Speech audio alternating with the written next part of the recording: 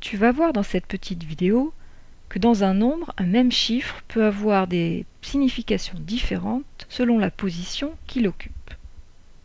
Rappelle-toi tout d'abord du tableau des classes.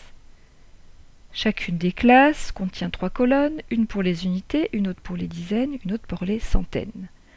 Ainsi, chaque chiffre, selon la place qu'il occupe dans un nombre, porte un nom. Et ce nom, c'est ce que l'on appelle le rang du chiffre. Si on prend le nombre 63 795, on peut dire que 5 est le chiffre des unités, 9 est le chiffre des dizaines, 7 est celui des centaines, 3 est le chiffre des unités de mille, on dit aussi que 3 est le chiffre des milliers, et enfin 6 est le chiffre des dizaines de mille. Attention, il faut bien que tu fasses la différence entre les deux expressions chiffre des et nombre de. Si on reprend notre exemple, dans 63 795, le chiffre des centaines, autrement dit le chiffre qui occupe le rang des centaines, ici, c'est le chiffre 7.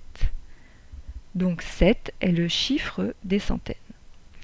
Si on veut déterminer maintenant le nombre de centaines, on doit repérer le chiffre correspondant à ce rang, on vient de dire que c'était 7, et il faut lire tout ce qui précède. Donc ici, le nombre de centaines est 637. Un autre exemple, si je veux le chiffre des dizaines, le chiffre qui occupe le rang des dizaines, ici, c'est 9. Donc 9 est le chiffre des dizaines.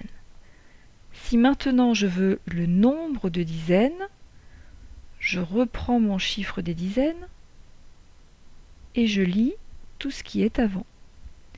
Donc ici, le nombre de dizaines est 6379.